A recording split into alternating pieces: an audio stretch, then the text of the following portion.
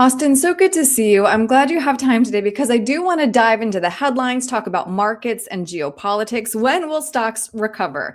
Rising tensions in Iran have pushed oil prices higher and created short term volatility in the markets.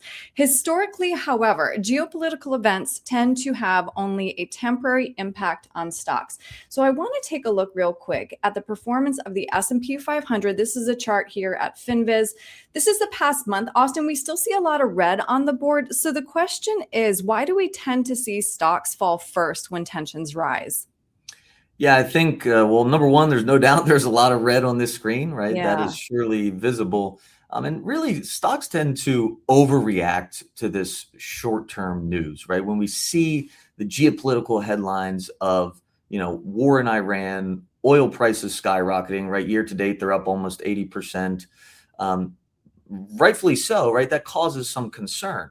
But in the short term, right, we should not be making portfolio decisions based on 30 days of the S&P 500, right?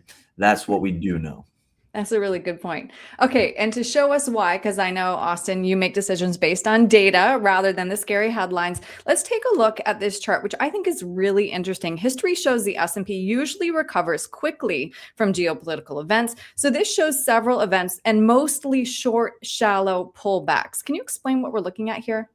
Yeah, this is really a great chart to kind of give us some context when we go through these things. And when I say we, I mean all of us as market participants, right? What is the typical reaction? This can kind of serve as a benchmark guideline for what we could potentially expect in the future. As we can see, virtually all of these instances on the screen, they lasted less than 100 days, which again, in an investing lifetime, that is a very short period of time. Mhm. And frankly, over 85% of them were less than 10%. And frankly, the average was probably closer to 5%. So we can Right. see in the grand scheme of things, they are short-lived kind of pullbacks here. And we don't, again, want to make long-term portfolio decisions based on these movements. Right. It's hard, of course, when we're in the moment. We always think, oh, this time it feels different, but it helps to look at the data. So, for investors who are watching the headlines and rising oil prices, what is the most important perspective that we should be keeping in mind before making portfolio decisions? Yeah, I think number one, first we have to understand kind of how much exposure in our portfolios do we have, right, to these types of things. We know undoubtedly, right? I don't think anybody's going to sit here and tell you if we have extended periods of time, right, 6 months plus of, oil prices north of $120 a barrel. Yeah, of course, that's going to cause some pain. Inflation expectations would probably pick up, right? We'd see less of a potential push for rate cuts, right, because of those inflation expectations. But the reality is, unless that materializes, we are still in a very short term move here that could reverse at any point. And again, we want to make sure our portfolio is well understood, our positions are well understood, and most importantly, they're aligned with a properly constructed retirement plan. Right. When we have that plan, we're not making those emotional decisions. You've kind of said this many times already, but it bears repeating, Austin, because it's so important. Explain how emotional investing tends to lead to bad financial decisions.